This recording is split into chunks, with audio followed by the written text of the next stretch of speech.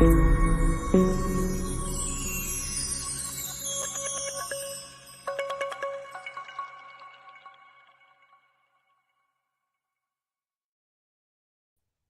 up, me ducks, it's Simon. How's everybody doing? Uh, just made it back in time to the chair with my cuppa. Let's just do a few hellos and welcome everybody in. So we've got Susie was the first person in. Hello, Susie. Lovely to see you. We've got Joe from Behind the Veil, Indira, Frank, Gillian, Anne. Hello, Anne. Woman Who Sees, Geraldine, Sharon. Good morning from Utah. Wow, that's my old stomping ground, Utah. Utah. I used to love going. The place is beautiful, clean, fresh. I was in Sugar House. I'm not quite sure where you are, and you don't have to say Sharon, but I was in Sugar House and then in Cache Valley, far north in Richmond. We have MA and Essian, Gruen, Joanne, nice to see you on the eve of Ostara. I know, and I haven't had chance yet to record Lunar Moon Hair.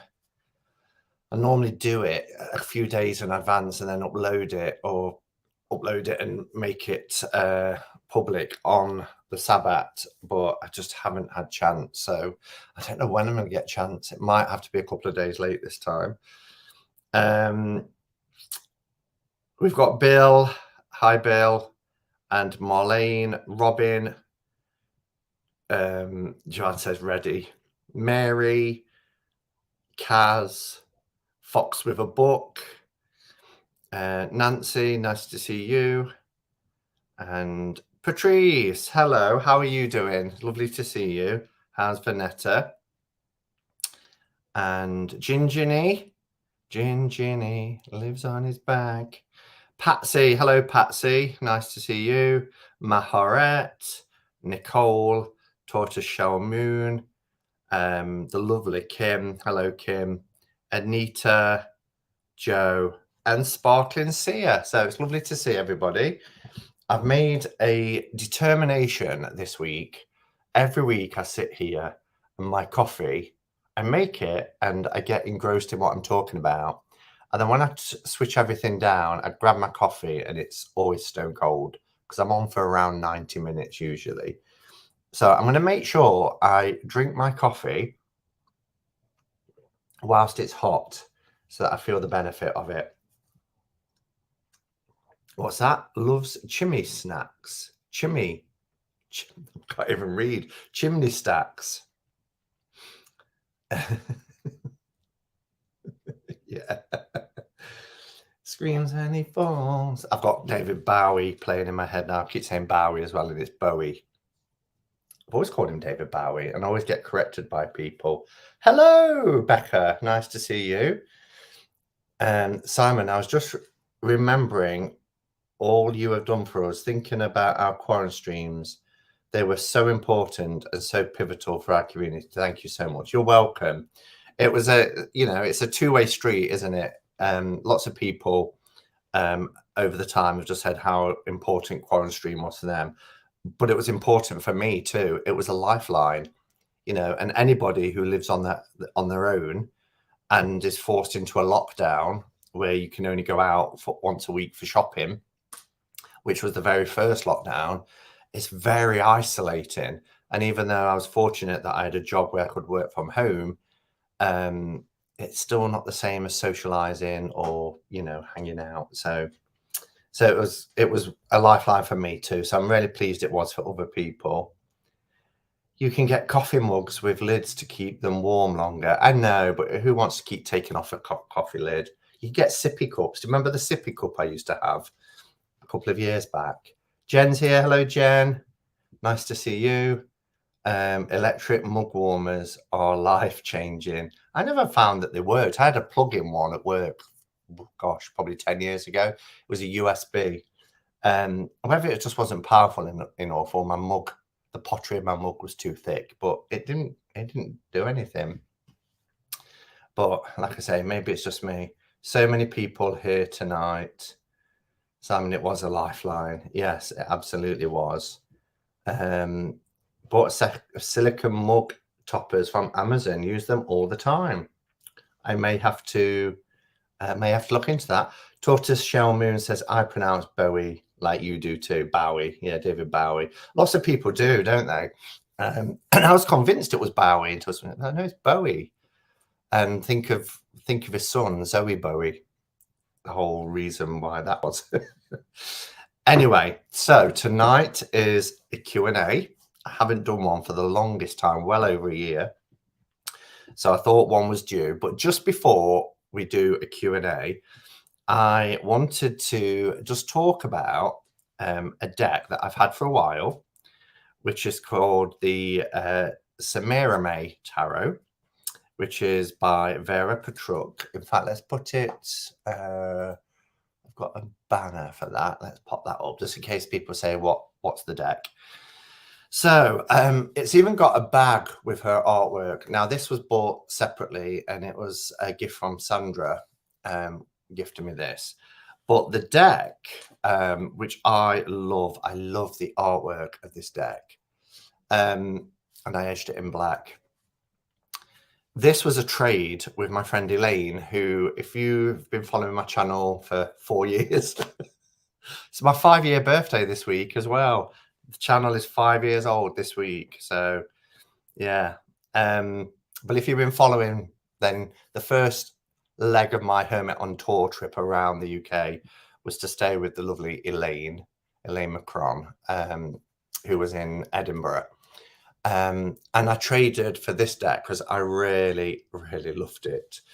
Not everybody does, because the minors they're numbered. This is the 4 of Cups. You can tell because the giveaway is the element in the corner represented as cup, swords, wand, and coins. But I really love it, and I've used it a lot. Now, yesterday I was walking through the shopping centre where I live, and there's one of these kind of pop-up stalls where you can buy, they started selling crystals, aromatherapy stuff, so, you know, like the lights that are like beautiful lamps, and they've got a dish on top, you can put oil in them, all that kind of stuff. But they've started in the last few days to sell a few tarot decks.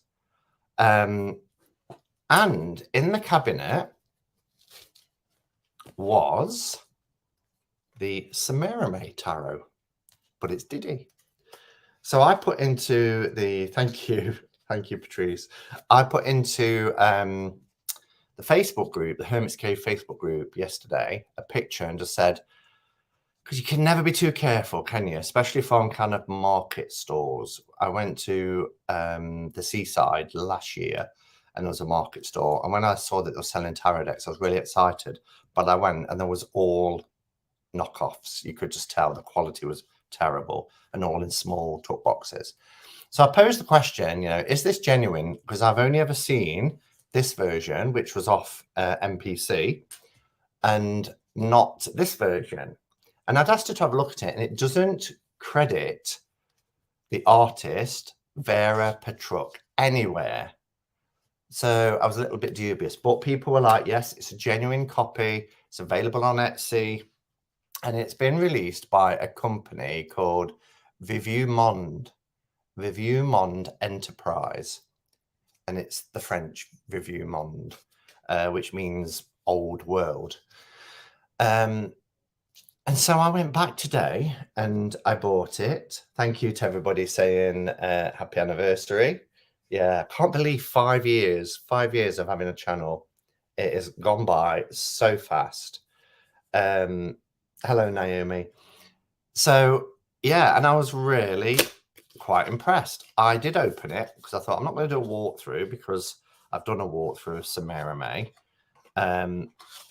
But I was really impressed because you get a little book.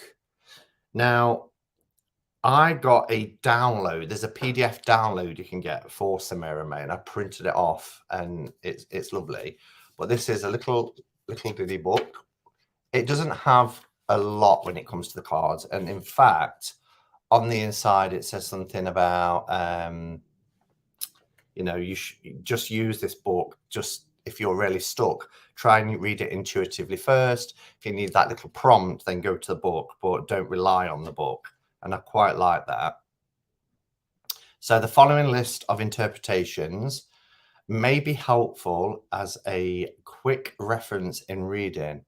If nothing comes to mind when you look at the card, you can use it as a starting point, but it should not limit you from finding your own meanings by looking at the card illustrations and interpreting them and their symbols. So yeah, nice little book. These are the backs. Hopefully you can see, and they're like a really dark green. But the backs on the one from MPC is this red. But note the symbols are the same. So you've got these. Let me try and get close up. It'll probably show more on the red because this is very dark and it's quite hard to see the green. But you see the symbols are there. Now I did edge it this afternoon while I was sat watching something or other on YouTube. I sat and edged it, and I quite like that because it's got these brown aged borders. So what we've got the devil card here. Let me just compare the two. But this is really nice, handy, nifty, and it said it's been designed so that, you know, it can fit all sizes of hands, should be easy for traveling and that sort of thing. So there you go. That's the two versions. Pop it like that, and you can see the size difference there. But I love her artwork. She's also got one. I think it's called the Unicorn Tarot. Nancy showed it from a Crone's Intuition, and I love it because it's her artwork. But this is a really nice, handy size. I'll just show you a few of the cards. Any particular cards people want to see? Throw that question out there, and probably with the 85 people that's in here, it'll be every card. Somebody will be like, Fool, Magician, High Priestess. But here is our Magician. Let me show you the Magician. And it feels really vintage. I love the devil in this. Oh, also the Hermit. Look at this for a Hermit card. Isn't that great? Cute. The size of it, Becca, or the art, or both. I didn't realise it was your 5th anniversary. Many congratulations. Nearly 2 years on the 23rd of March. We went into a... Yes, it is. That's right. This week coming in the UK is where everything shut down and we was told stay at home. Everything closed. Strength is beautiful. I fell in love with the moon card when I watched your walkthrough this morning. You watched it this morning? Yeah, here's the devil.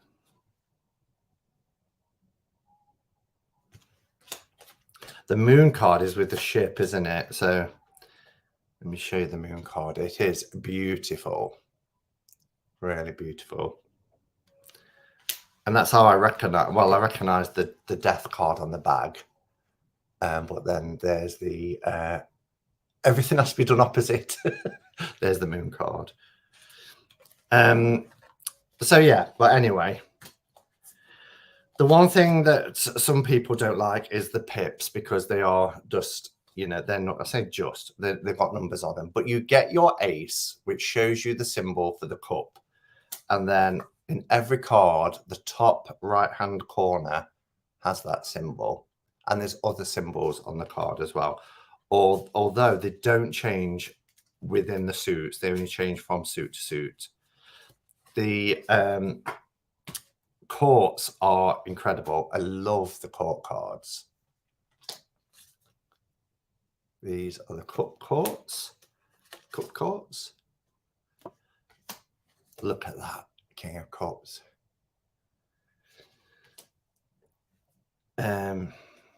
Deck title is on the screen. Yeah, as people asking. So you know that we're in Pentacles. I mean, it tells you at the bottom anyway, 9 of Pentacles, but you get that chest there with the coins in. But look at that Page of Pentacles.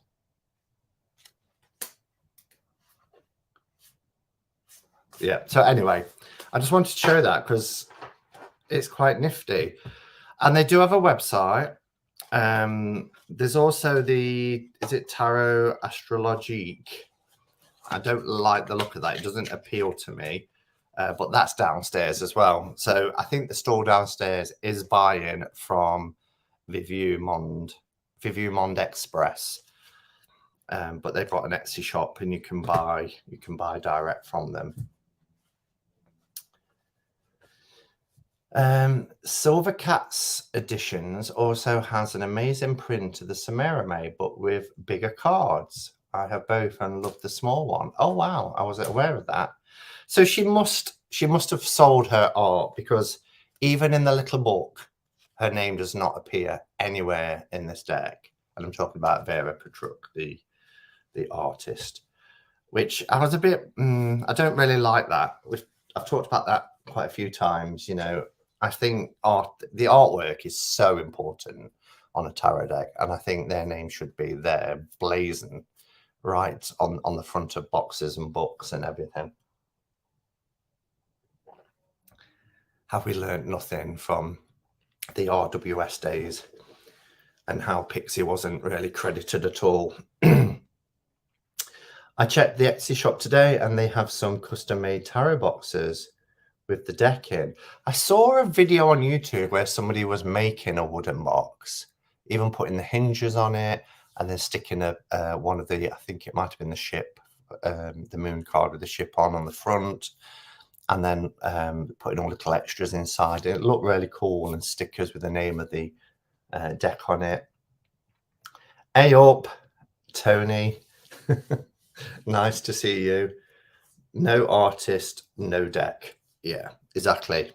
What would we have? We'd have a tarot book, wouldn't we? All right, so Q&A time. And thank you to everybody who has submitted questions. Questions were posted in a Facebook group. So the Hermit's Cave Facebook group. Let me take this off now. And if you want to join the Hermit's Cave Facebook group, please do.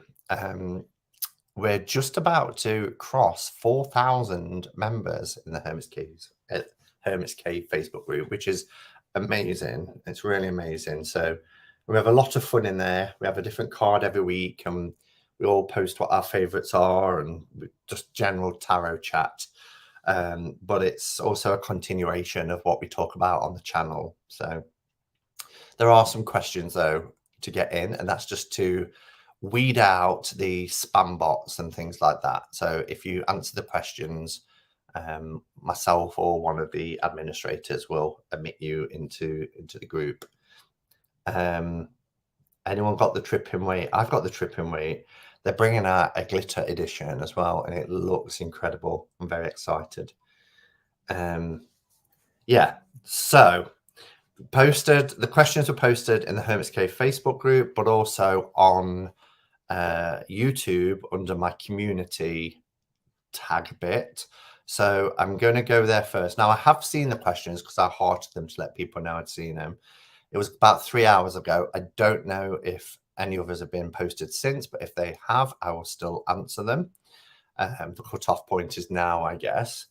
And even though I've seen them, I haven't thought about them because I've been so busy. So it's just going to be me off the cuff, really. But I think that's the best way.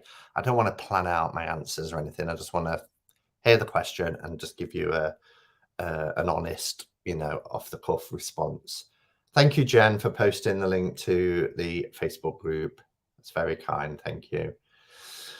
All right, so we will go to YouTube first, and then Facebook. So we have 10 questions on YouTube. The first one is from Susie Gemini, who is here. And Susie says, are you still traveling to New York this summer? If not, are you going to the Glastonbury meetup?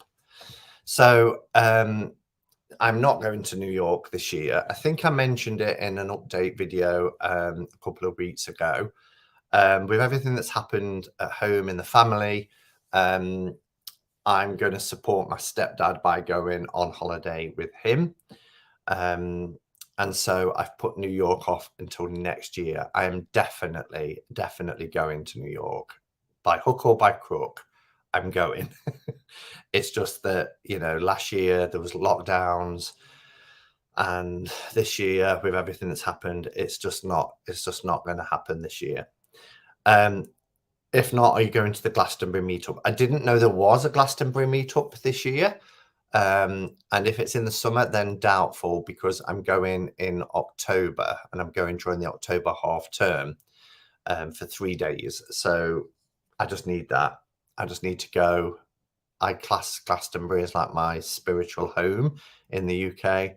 And I feel like it's a bit of a pilgrimage now to go and to recharge and soak up the atmosphere and climb the Tor and visit the Chalice Well and all those wonderful things. I've still not done the White Springs yet either. So that's something I really want to do this year if it's open.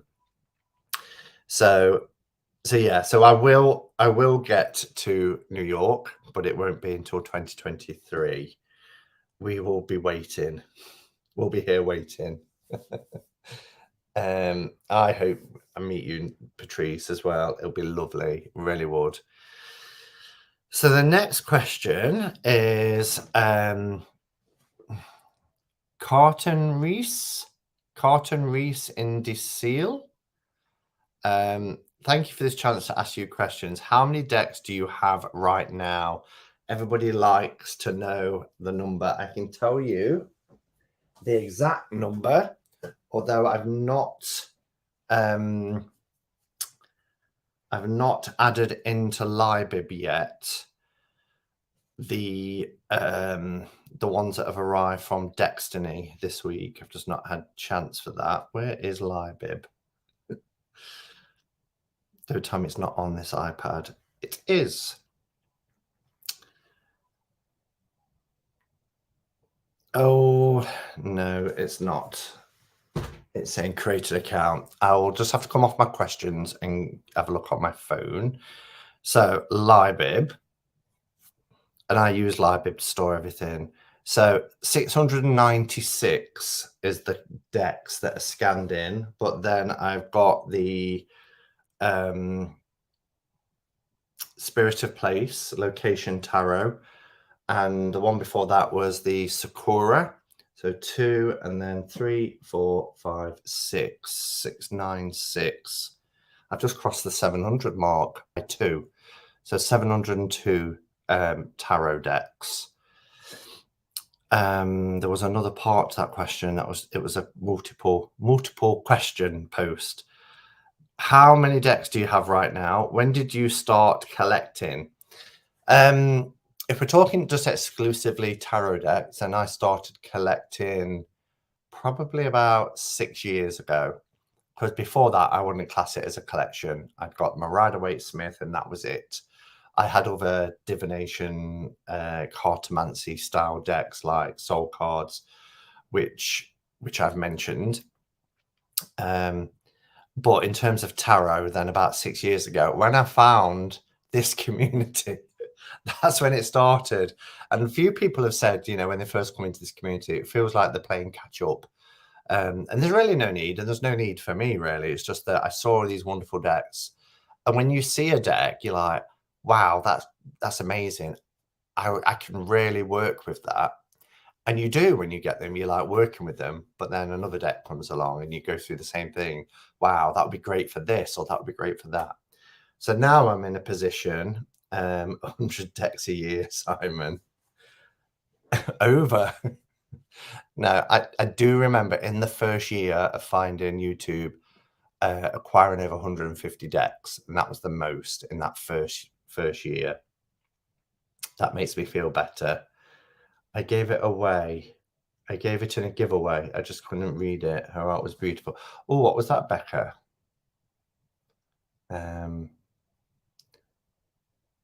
Oh, the Byzantine Tarot, Silicon Ways deck. Yeah. So have I answered that question? So when did you start collecting? Yeah, probably about 6 years ago. And then they go on to say, is there a reason why you started collecting, or how did you got infected by this collecting virus? I think I've answered that. I got infected by the collecting virus because of this platform, YouTube, and seeing them all. And I think it's wonderful that there is something like YouTube where you can, look at every card and make an informed decision about buying it. And that's the whole reason I found this community. As I've said before, I was in a shop and I saw a deck, and the images on the back weren't really, they were tiny, and there was about 3.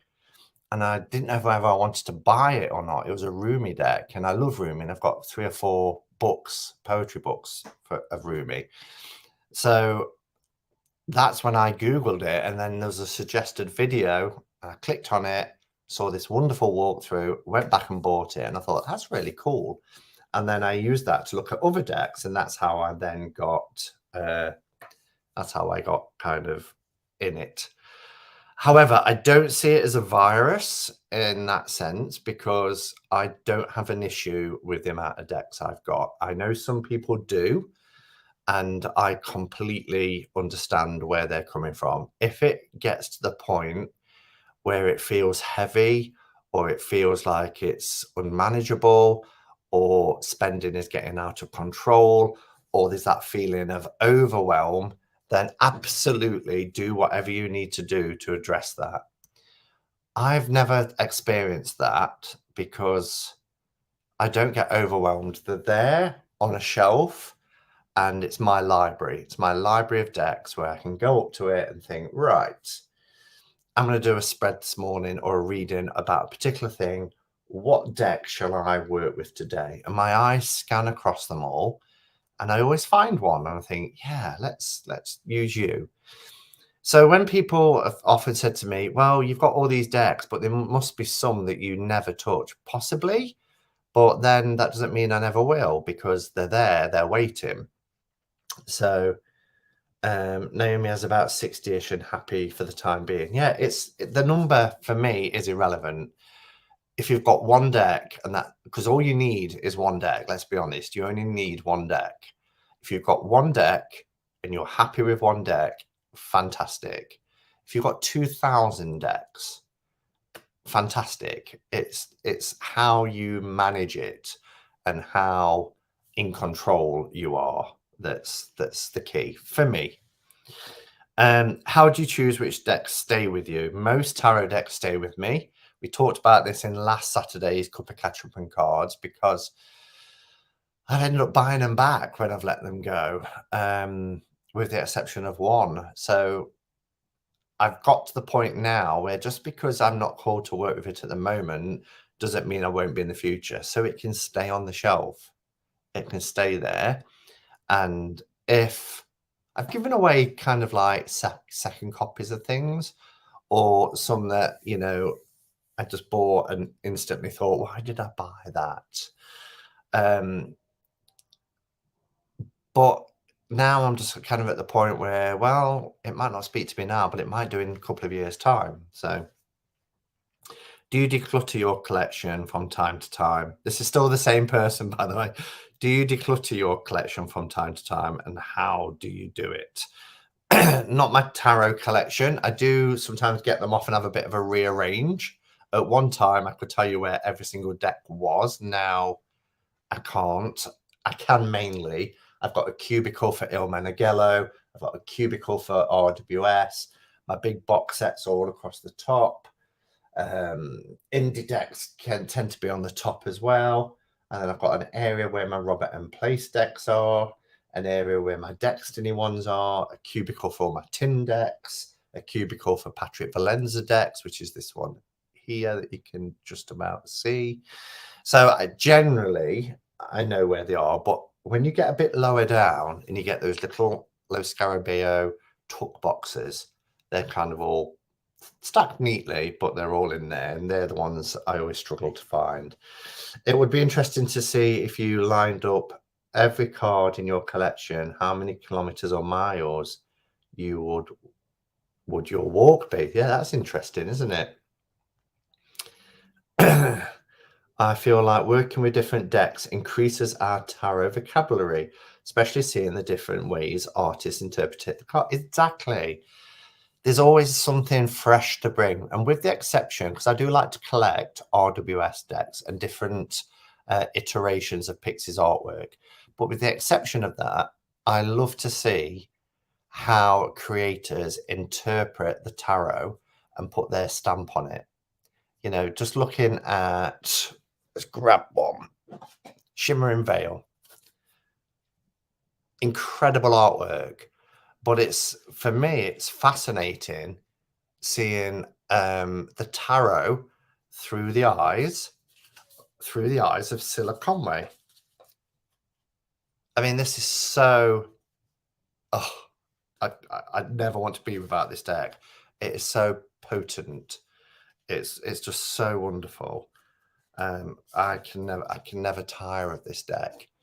But again, you know, it's seeing a creator's vision of how they interpret the tarot. And you're right, it's tarot vocabulary. I wish I had a local consignment store for my declutter, getting everything ready to sell home. Yeah, that's the thing, isn't it? Hi, Navneet. Nice to see you. You never really know how you'll work with a deck until you get to work with a deck. Yeah. And sometimes, you know, you get a deck and you think you're going to work with it and you don't have a connection with it at all. So that was the second question. Question 3 is from Joe from Behind the Veil. And Joe asks, toilet roll over or under? And then she says, just kidding. We know the answer. Yes, you do. If you feel comfortable, could you talk about some of the most valuable lessons you've learned from tarot so far? And that's such a good question, and the one I always struggle to answer, but it's the one I always ask when I'm doing the Catching Up With series. Remember to drink coffee before it goes cold. I think valuable lessons learned from the tarot is to trust it, because I have ignored at my own peril a few years ago. There was alarm bells that were ringing loud and clear, and it was also coming through the tarot, and I thought I knew better, and I ignored it, and I regretted it. So now I trust it, but also it's taught me to trust myself more as well, because I always was, and I guess if I'm honest, I still am to a degree, but I always am somebody who, how can I word it? Worries. I've always been a worrier, but I've also feared things in terms of the unknown. And, you know, I would often get gut feelings about things, and it would really hold me back. And whilst it's important to trust your intuition, we have to remember something called, I learned this in Buddhism, something called sanskaras, which is we have life experiences and they leave an imprint. And just because something happened in the past doesn't mean it's going to happen again in every situation. But sometimes when we're confronted with something, because we've had an experience, we get that sort of build up, this kind of anxiety coming. And when I've gone to the tarot, it will give me a clear picture. You know, sometimes it's a warning to how to kind of prepare and self-preserve and everything like that, but also to step out of that fear, you know, that holds me back. Classic example would be when I was very small, and I'm talking 6 or 7, I went for we did a course at school, and it was a life-saving course for kids. You know, if your friend falls in a canal, that sort of thing, here's what you do. And I really enjoyed it. And I was really excited going to this course. And, I was nattering away. And this instructor kept saying to me, stop nattering, stop nattering. Um, but, was encouraged to talk to each other and try bandages and all this sort of thing. And I can remember my parents and grandparents being really excited that I was doing this course. And this instructor said, right, just before we finish, I want Brian, because that's my name. I use Simon now, but at school, Brian, to come to the front. And I was really chuffed. I thought, I'm going to get my badge, I'm going to get my certificate. And they said, sit on the mat there. And I sat on this mat facing everybody. And it's really cruel when you think back. But they said, everybody in the class, in this group, bar Brian, has passed the course. And I was absolutely crushed. And I can remember my dad meeting me at the gate as I came out of school. And he was saying, how have you done? How have you done? And somebody walked past and went, he failed. And I was completely devastated by it. And I remember walking home and there was this uncomfortable silence. He was like, well, why have you failed? And then I got home and I was like, how did you do? He failed. And it was really, really devastating. And it always stuck with me. And anytime I'm in a situation where there's exams, plus the ADD really plays a part, because I can't, lots of people cram for exams. I can't do that. It doesn't retain. Or if again, at school, I remember a lesson in maths where the teacher says, now pay attention because this is going to be in your exam. And thinking, right, I need to pay attention. And then zoning out and hearing her say, right, so I hope you've all got that. And I didn't want to put my hand up again because I was always the one putting my hand up saying, can you repeat that, please? So it's always stuck with me. And so that past experience, probably for the first 40 years of my life, had such an impact where I wouldn't sign up for any type of lifelong learning, any type of courses, anything that had an exam in it, because I used to get that whole feeling coming back about what if you fail. This has gone really down a rabbit hole, hasn't it? But and you know what? I work now in education and I'm glad I had that experience because, I never would, but if I ever felt like I was making a learner feel the way that I felt as that kid, I would walk out. I would give up doing that job because, you have such a responsibility when it comes to educating young people. So, yeah, but one of the things the tarot has taught me is to have faith in myself and to trust my abilities. And it's a crutch that actually, when I do start to feel anxious about things, I will look at the cards and there'll be very clear guidance there about how to overcome certain feelings. But look how far you've come. Yeah, and that was later in life. And again, that was after a life-changing experience I had when I was 31, that took quite a few years to recover from. And I got to the point where I just thought, I can't keep, living like this. I need to build a better life. And so I did. It's really interesting as well. I don't know if any other people who go live have noticed, but your name doesn't highlight in orange anymore. It highlights in grey. It's very grayscale. Thank you for all the lovely comments. And I feel I've probably missed loads of comments as well, because that's me again. I tend to focus on what I'm talking about and everything else zones out. So thank you, Joe, for asking that question. Carla Lily says, do you mind me asking about your new desk setup? Was it freeing to expand into that space and has it changed the energy at all? Yes, absolutely. So having space around me now has really changed the energy.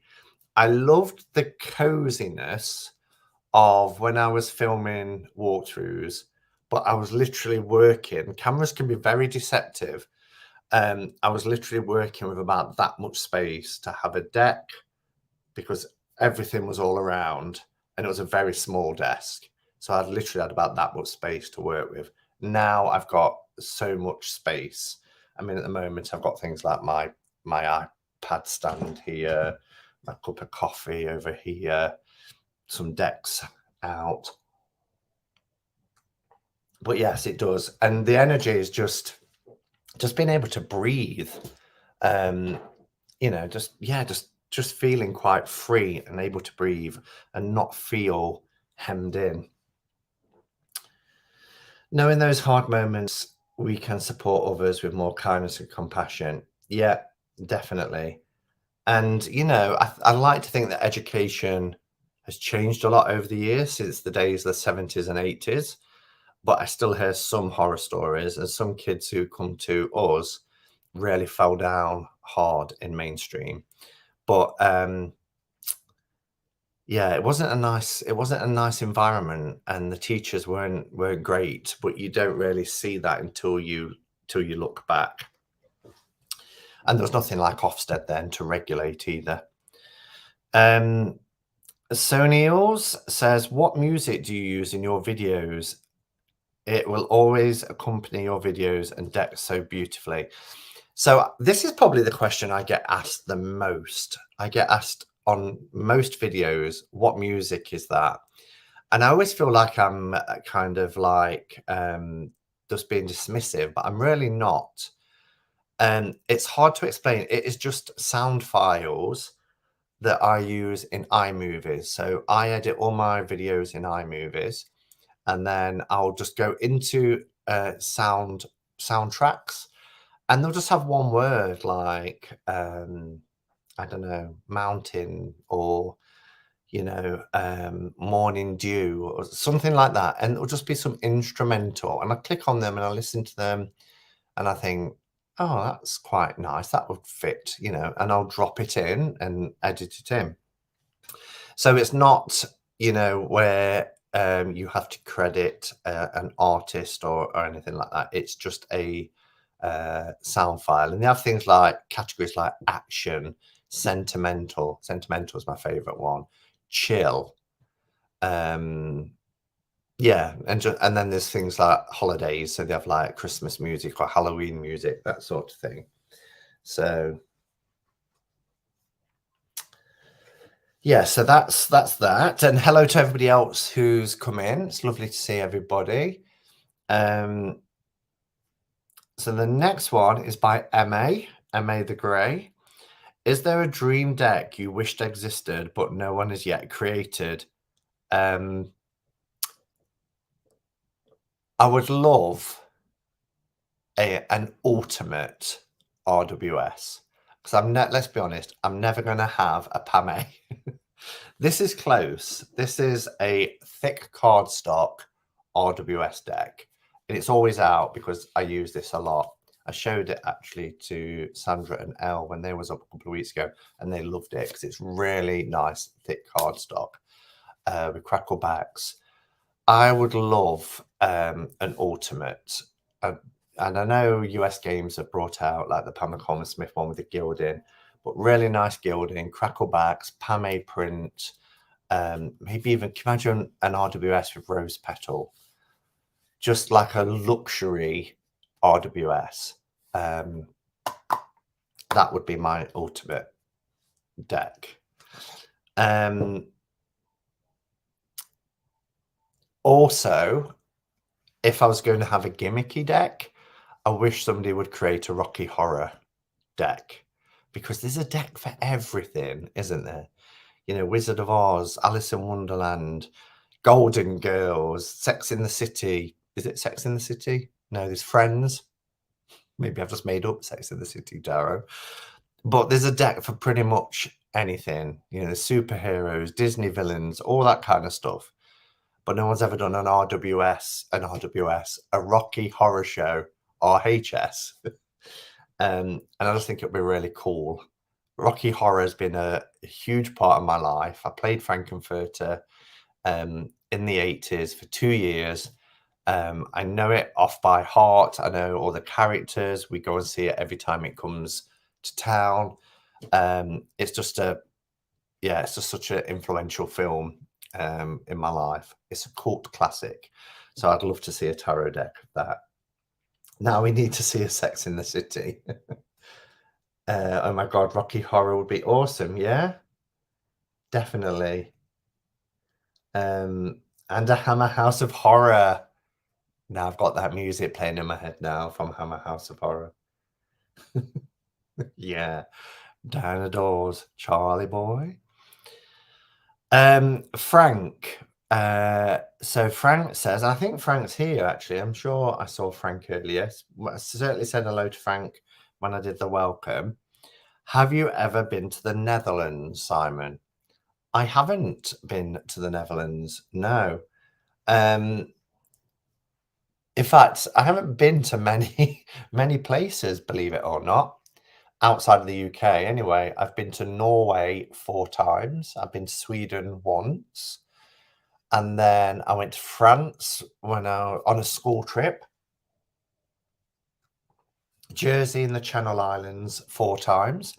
And then I spent a lot of time going to and from the US. And I did quite a few states in the US. Tales the Unexpected Tarot. I mean, that would just be a homage to itself, wouldn't it? I mean, most people's first awakening to the tarot was seeing the opening title, opening sequence of Tales the Unexpected. Give us a song now you've said that. No. I won't subject you to that, Nick. Hammer House of Horror, House of Mystery and Suspense. Someone needs to do those. Yeah, definitely. So no, Frank, I've never been to the Netherlands. When and how did you become interested in tarot? Asks Carolyn Verhagen. So I first became interested in tarot when I was 16 years of age. I worked at a theme park. It was my first ever job. Loved it.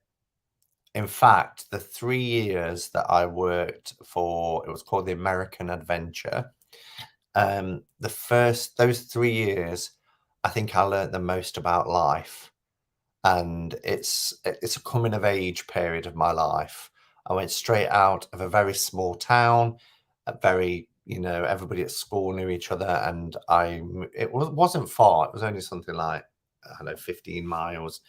But going into this world of entertainers and just people from all different walks of life, and working in an environment that was about fun and enjoyment, and it was just fantastic kind of experience for a first job anyway, and I loved it. I had the time of my life there. And there was somebody in our group, because I worked on the retail department, although I did do some kind of entertainment because I was Bobo the Clown. I was also the Silver City Undertaker, but in the main I was in retail. And there was a girl there called Sharon Terry. We called her Sharon Tarot instead of Sharon Terry, because she had a tarot deck and she used to do tarot readings for people. And she gave me a tarot reading, and it was my first ever tarot reading, 16 years of age. And it blew me away, literally blew me away. And I remember saying to her, I need to get a tarot deck. And she said, well, I'm going into Nottingham, where I live now, at the weekend. Give me some money and I'll pick you one up. And I gave her some money. I think it was £10 I gave her, I think. And she brought me the 1JJ Swiss. And I tried to learn it. I wasn't very good at reading pips back then, so I just used to read with the majors. But I loved it. I absolutely loved it. So that's how my interest in tarot first started. One of my earliest memories, and I've shared this before, was seeing James Bond, Live and Let Die, and Jane Seymour with the tarot deck, which is Tarot of the Witches now, but originally I think it was released as 007 Bond Tarot or something like that. And I can just remember saying to my mum, what are they? And my mum, being quite a religious person, was like, you don't want to worry about what that is. And there was all this kind of secrecy around it. So it made it really, intriguing. Okay. And then my last one on before we go to the Facebook group is from Becca. And she says, do you prefer peanut butter or the regular kind? I'm a huge peanut butter lover. I love peanut butter, but I can't have it at the moment because I'm back on my healthy eating plan. And yeah, I think Becca's referring to the time when I stayed at hers. And if you stay with Becca, she's very hospitable, and she was out walking the dogs and she's like, just help yourself to breakfast, whatever you want, just help yourself. I'm just going to go and walk the dogs. And so I went to the fridge and I saw this peanut butter and I had some toast and I put some peanut butter on. I ate it and I thought, that was lovely.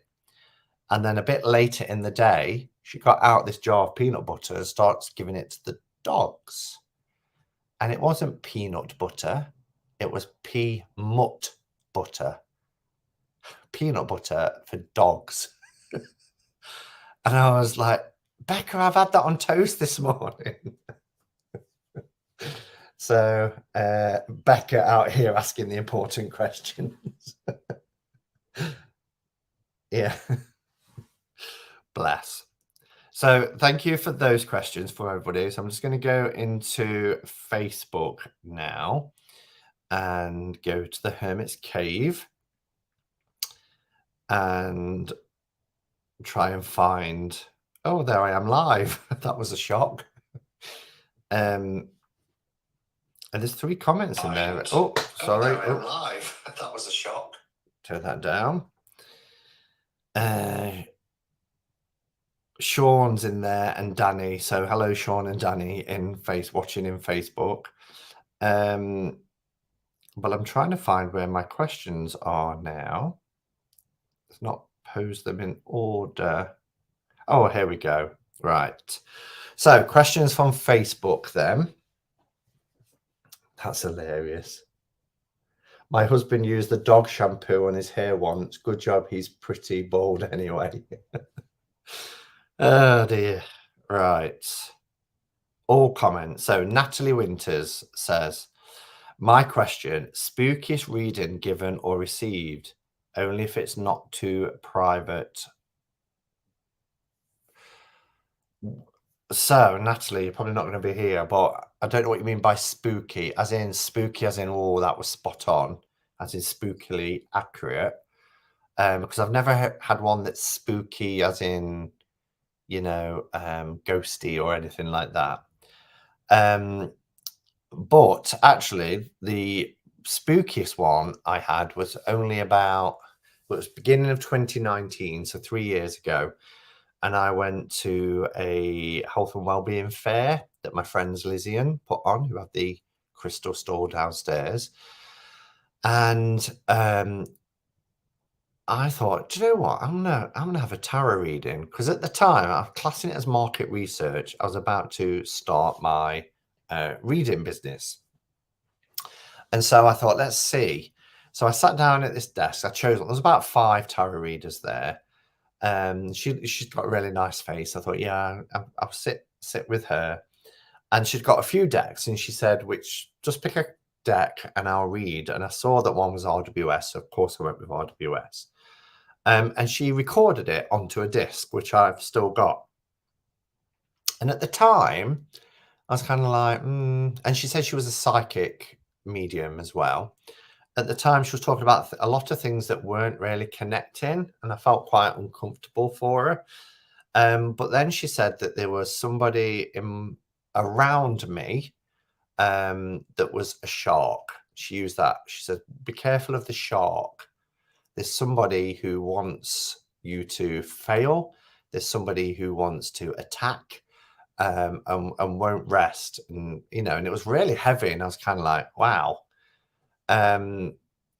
And it wasn't until a few months later, I was driving in the car, and you know what you like, you pull up at the lights, and you're like, I need to put some music on. Just grabbed a disc, put it in, and it was this recording, and I was blown away. It was spooky because only a few months had passed, probably 3 or 4 months, and everything that she said was going to happen more or less had happened.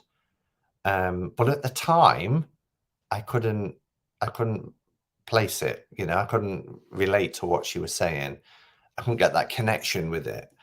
And it was only further down the line, looking back, that I thought, I know exactly what she's talking about. She even talked about a clock. I can always remember this. She said it's a very valuable clock. And I couldn't place it, and then I could. You know, it was linked to a family member. But yeah, it was really spooky. So I hope that's answered the question, and that's what you meant. I'd be in big trouble if there's a magic shop downstairs from me. Yeah, I think, you know, every time I go and see Liz, I buy something because I want to support them. But crystals, incense, I don't have to go more than just down in the elevator and 2-minute walk, if that. And especially now there's one that's selling tarot decks just downstairs as well, although it's only a very small collection. Okay, so Lisa Jellinus.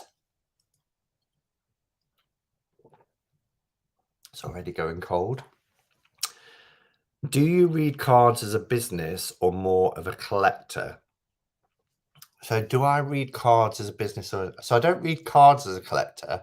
I do collect decks, but I still don't really class myself as a collector, because a collector would have to get certain, you know, I've got to get that because that's from that time frame and that time frame, and that's the missing link between that and that. And I don't do that. I buy decks that speak to me, but I can't say I'm not a collector when I've got a tarot collection, if that makes any sense. But I'm not a collector where I'm traveling around and, you know, paying inordinate amounts of money for really rare decks. That said, I probably would for the Pame, but and do I read cards as a business? Not anymore, although I still do readings for people, but I tend not to charge now if it's family and friends, that sort of thing. But I did open a tarot reading business in 2018, and I had it for 2 or 3 years, and I closed it in 2021, end of the tax year, 2021. So I did it for a couple of years, and I really enjoyed it, but it was too much. It was literally too much. My mum was starting to get ill at the time. I worked full time, and an order would come in, and I would panic because I'm like, I've still got 2 to do. When I'm going to fit it in? And I made a promise on my website, which is still up, that, you know, if you bought a reading, you'd get it to you within 7 days. So it was quite anxiety inducing, just because of so much was going on in my life. I couldn't keep on top of it. Although I did, nobody had to wait more than 7 days. But yeah, so I closed that at the end of the tax year last year. Lauren Diamond. Hi, Simon. Thank you for your channel and Facebook. My question is, how do you catalogue your tarot collection? Alphabetically, genre, favourites, or other? So I've kind of answered that one a while back, which is I use Libib, which I can scan barcodes and it just, all the information goes in. If it's an indie deck, you do have to type them out manually. And then I just kind of have my own system in terms of what's in different cubicles, roughly. It's not as ordered as it could be. Peter Perry says, what's the deck you dislike the most and why? Oh, Peter, because I always feel I always try not to not to kind of slag off somebody's work, but it's just on a personal level. For me, it's the Fountain Tarot is the deck I dislike the most out of my collection. I'm never going to say, I'm not one of these people that does like, I'm not going to buy this deck, and here's the reason why. Because I'm not going to buy a deck. I'm just not going to buy it. I don't need to come on and, but out of my collection, the deck that I like the least or enjoy the least is the Fountain Tarot. And why? I just find it quite cold and I can't connect with it. I find the images, I mean, some are beautiful. Some cards in the Fountain Tarot are beautiful, but I find it very cold and clinical and sterile. And I have a disconnect. I just can't read with it. When you lay down some cards, I'm like, I just find it really, really challenging. Oh, I hate the Fountain. Tammy Pie just goes for it. I'm trying to be all diplomatic. So yeah, so that's probably the reason. But other people love it, and I can see why they like it. But I also I don't warm to abstract art as well, and there's quite a lot of abstract art in there. It's just not my thing.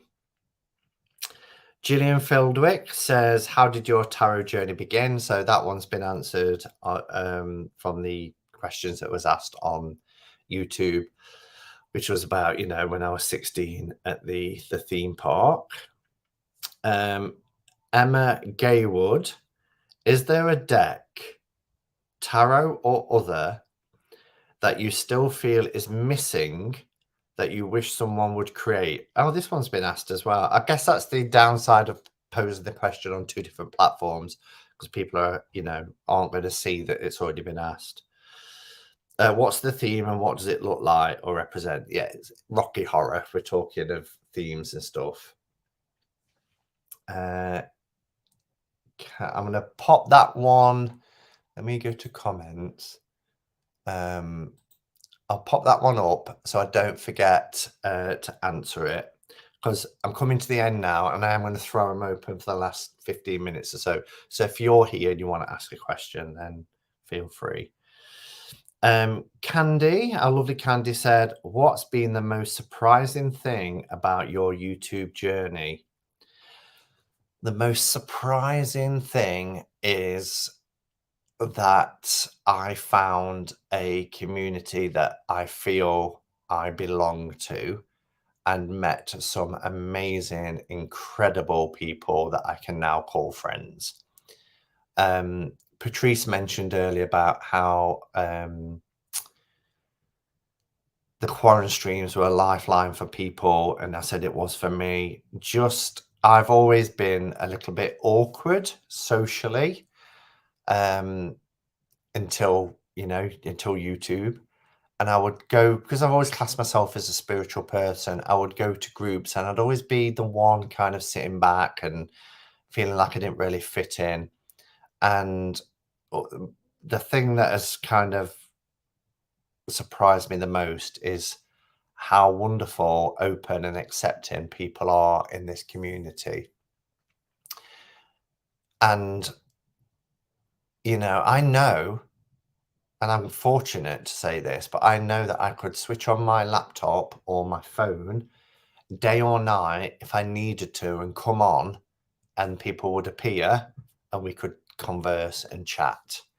And that's priceless. That really is priceless. People ask me many times, no, while we're saying about priceless, why don't you monetize? And not that there's anything wrong, and good luck to anybody who wants to monetize and make a business out of it. I fully support. But for me, the reason why I don't is because I feel like I'm giving something back for the huge tidal wave that I receive. And therefore I want my content, I don't want to make anything that you've got to pay for to watch or anything like that. I just want to give back what I receive in abundance from this community.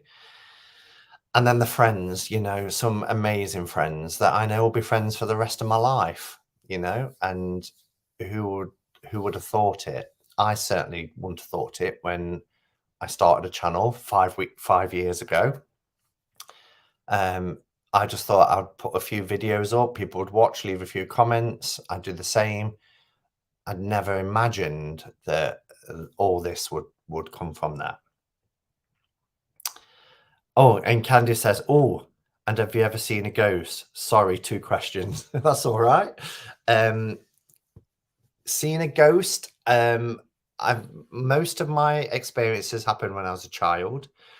And I guess the closest I've got to saying I've seen a ghost, because there was other little things like lots of, and I shared them on Amber's channel, but one that sticks in mind was when I was about 4, I had a little box room, and I used to have night terrors a lot. And in the end, my mum had to put me in with my sister. My older sister had to come into my room, which my other sister hated sharing with a boy, even if I was about 5 at the time. But when I was about 4, this woman appeared in my room, and I can still see her now, even, you know, all these years later. Very old-fashioned dressed, hair tied back, and saying to me that she was buried in the back garden. And she was describing the place. She was saying, when you go down your steps, the little white wall, which we did have, and there was like a soil area with rose bushes in it. She says, I'm down under there. And this was a 4-year-old. And I can remember getting really upset, because I was thinking, how can she be buried in the garden but be stood here in front of me? But she kept saying, I'm down there, I'm down there. And yeah, really bizarre. And I've always remembered it. And I kept, you know, and you kept thinking, wake up, wake up. But I was awake. I was awake.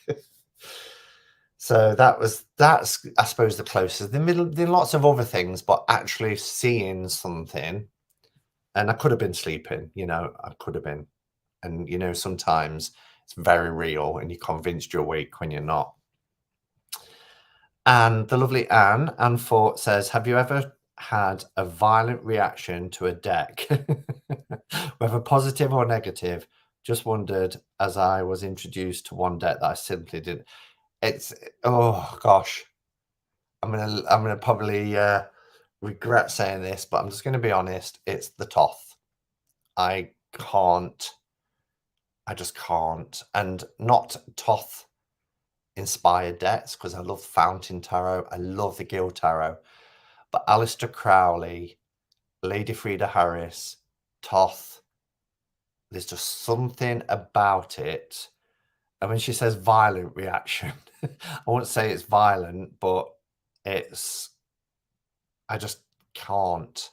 There's just something about it. I just don't like it at all. From the moment I first had one in my hands, and I even tried, they brought out a beautiful one that was gilded and big, and a few years ago I thought, I'm really going to try, because everybody goes on about the Toth, but it's never going to happen for me. I just know it. I just don't like it. Nothing about it at all. I don't like the style of the art. Yeah, it's strange.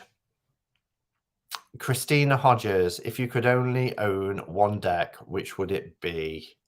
If I could only have one deck, it would be bog standard RWS. That is it.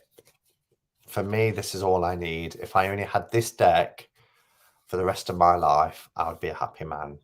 I'd be sad that I'd lost some beautiful decks, but I can't be without this. I just can't. So this, as long as I've got this, I'm okay. I join you in the dislike of the Toth, at least so far. It's not for me. Yeah, and I get it that people love it, and that's the beauty again of this community. You know, we've all got our own kind of what we like and what we dislike, and our own views and our own beliefs, but it doesn't matter. We still come together and support each other. So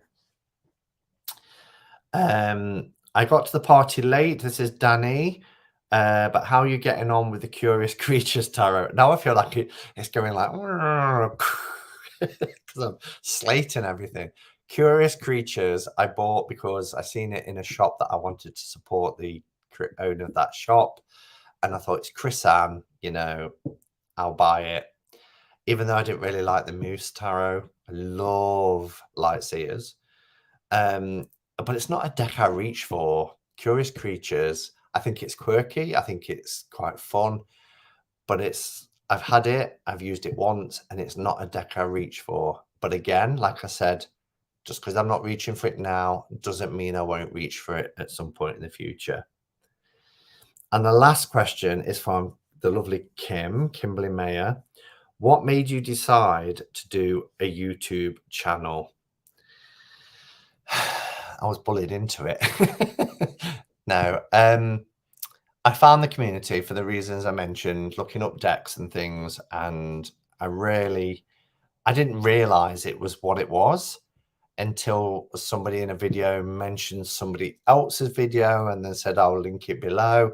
And I clicked on that and they were mentioning other people. And I was thinking, hold on, these are all kind of connected in some way. And before you know it, you start leaving comments. I lurked for a few months.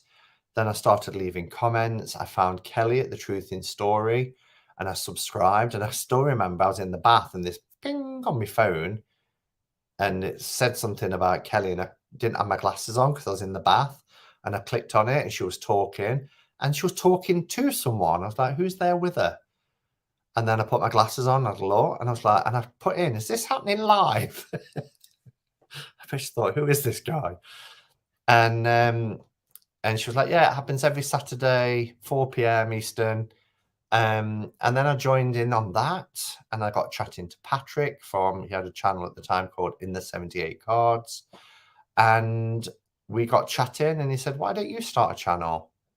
And I was like, nah, it's never going to happen. Never going to happen. I don't have the right equipment. I've got nothing to say that's not already being said. And I was just like, no, I'm not. And then I saw a tag from Arwen Lynch and I thought, that'd be fun. Oh, I wish I could do it. And then this little voice said, well, why don't you? You don't have to start a channel. You can just create one and do it. So I did. And then it was a Saturday and Kelly mentioned in the chat, Simon's done his first video and everybody came in and showed love and support. And that's why I always try and do that, because that was done for me. And then I had that sort of, like what singers or bands, it's like, oh shit, we've got to do a second album. I was like, I don't know what to do my next video on. I feel I've started something that I don't know how to continue. And it just went on and on. And yeah, 5 years ago this week is when it started. So that was kind of why I don't like CBR decks. Are we on a Colette Baron Reed? How many channel hosts here can admit Simon made me do it? So there's a question here, which is from Carla. Is there a deck other than the Pame that's got away from you? Is there a deck you've wanted but haven't been able to get yet? Yes.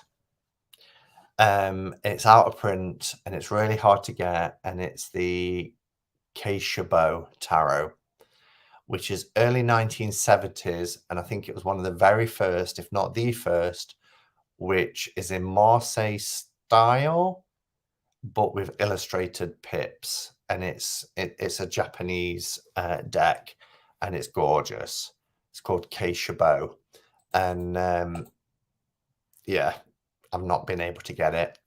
It's out of print. So that's a deck that's kind of got away from me, but never say never, and I put one of those alerts on. If it ever comes on eBay, it will ping me and let me know. But yeah, Chabot tarot. Are we aware of Chabot? Has anybody else seen it? Also, Gaian tarot, the Llewellyn one. That's one that's got away. I mean, I love Gaian tarot. love it. And I've trimmed my Schiffer version, but the Llewellyn one, I saw Sinead came to the UK Tarot meetup last year at Glastonbury, and when we went to the Chalice Well, she brought her Gaian Tarot with her because it's got the Chalice Well there, and I had a look at it, and it's just lovely. It's lovely. In fact, I've written to Schiffer and asked them to redo it because they did it with the Star Tarot, and I've said, is there any chance you'll redo the Gaian Tarot and either make it borderless or do what you've done with the Star Tarot? So we will see. We will see if it happens or not. You'll find it, Simon, but the cardstock is crap. Acacia Bow, I looked out. Yeah, I know it is. But I've got a 1960s version of it's gone out of my head. Albano Weight, 1960s version, and the cardstock is shocking, but I love it. I love it because it's of its time. If people are making decks now and it's really bad cardstock, we're like, oh, this is crap. But 60s, 70s, it is what it is. So there's another deck I've got where the cardstock isn't brilliant as well. I think it's the Ancient Prophecy. Yeah, Ancient Prophecy is awful, but it's a vintage deck, so you can forgive it. Okay, any final questions for the next 5-10 minutes? I'll just see if I've missed anything here. It's either Acacia Bow or Acacia Bow. It's B-O-U at the end. Acacia Bow with a U. Oh. Hello, Richie. How are you? I'm just about finishing up, actually. I'm just seeing if there's any more. I thought you was going to say hoi polloi. Well, hoi polloi, yes. Cardstock of that is very interesting. In fact, the hoi polloi is also with my tin decks. Yeah. But the best thing, not only is the cardstock really rubbish, but the printing, look at the unevenness of the borders. There's one that's even worse than that. But again, I love it because it's of its time. Really uneven borders on so many. Look at that one.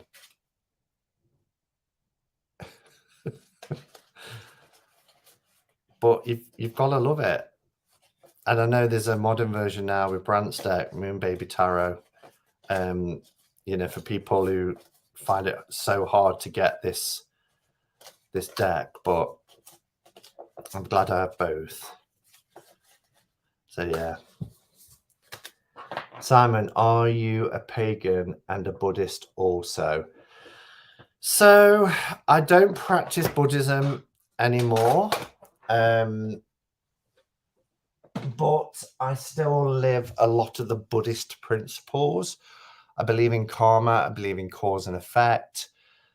On occasion, I will chant Nam-myoho Renge Kyo.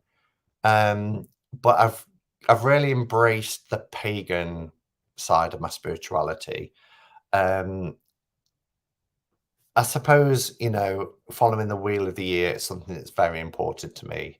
That's kind of the main aspect. But Buddhism and paganism is very closely connected anyway. It's very much about revering nature. It's very humanistic. It's very, the whole kind of self and the environment. And yeah, it's not a stretch. So, but that's why I always finish my videos with Namaste and Blessed Be, because they're both very, very important. Simon, the first video tag you did, I think it was called Tarot Tag 15. Let's have a look. It was the one by Armin Lynch. So oldest. Arwen's Tarot Tag 15. Says 4 years ago, but by the end of this week, it will switch to 5 years. Yeah. And then I did another one, which was called 10 Questions Every Tarot Reader Must Answer.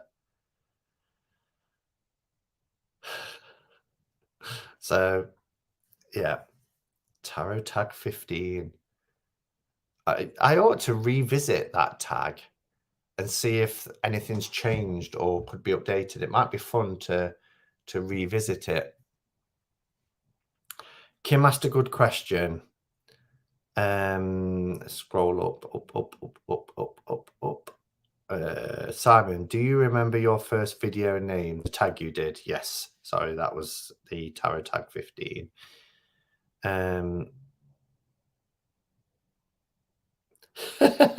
Grun says, Simon, hare or Buddha? Which figure grab in a fire? Do you know, I don't think I'd grab either in a fire. They're not, I'm going to say, not important enough. What I mean by that is Buddha figures and hare figures I could replace so easily. So easily. So I don't think I'd risk delay for a Buddha figure or a hare figure. However, something like little Chester here is a hare. Now, he's really important. He was handmade for me by the lovely Anne. And he's on my desk. He's my little mascot. And, you know, he's always here smiling away. So I would grab him, definitely. And I love how she did it. She made him really aged by making his fur kind of threadbare in parts. And it's just the cutest. So I would grab Chester. I'd have to.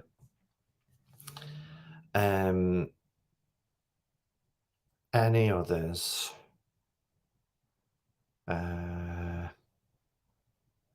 Simon, did you dig the roses up?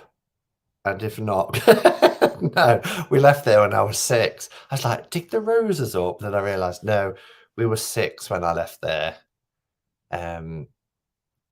But I've often said, it's really interesting actually, because the house went up for sale probably about 10 years ago, my first home, my first house. And my sister, out of curiosity, went to have a look at it. Not that she was pretending she was interested in buying, because she was thinking of maybe we will buy it. And she said they'd built an extension out the back. And I remember thinking, that means they'd have had to dig down to... Depends how far back, actually. Might not have got that far, but they would have had to dig down for the foundations. And I wonder if they found any remains, but it probably would have been in the papers, wouldn't it, if they'd found human remains.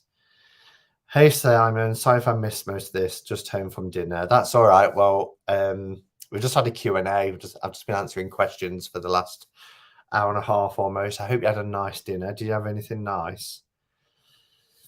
On your 5-year channelversary, revisit Tarot Tag 15. That's quite a good idea, actually. That's quite a good idea. Simon, do you store your decks shuffled or in order? Shuffled.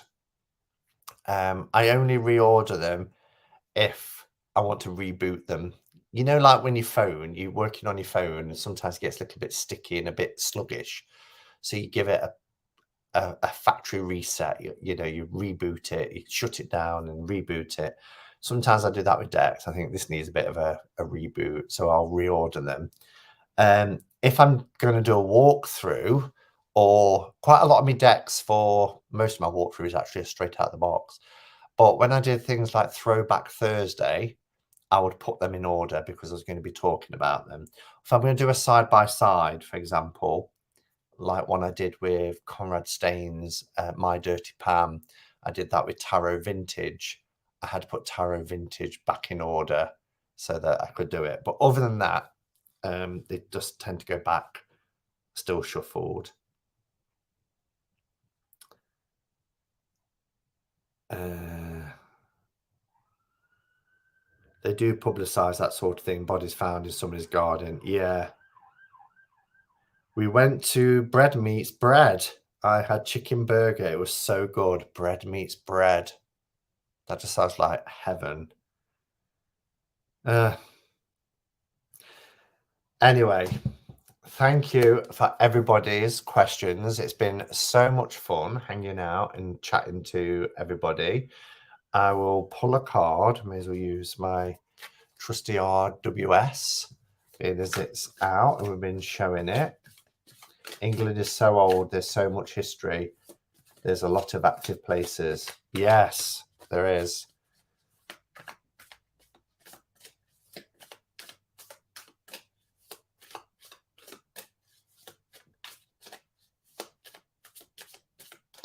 Oh, happy birthday, Tilly.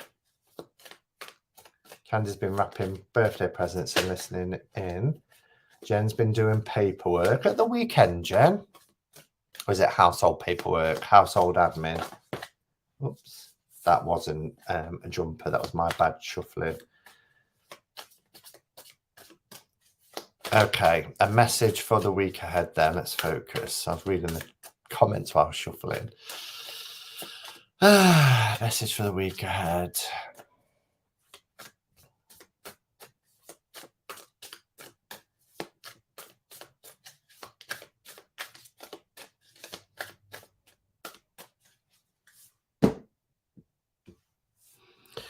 All right.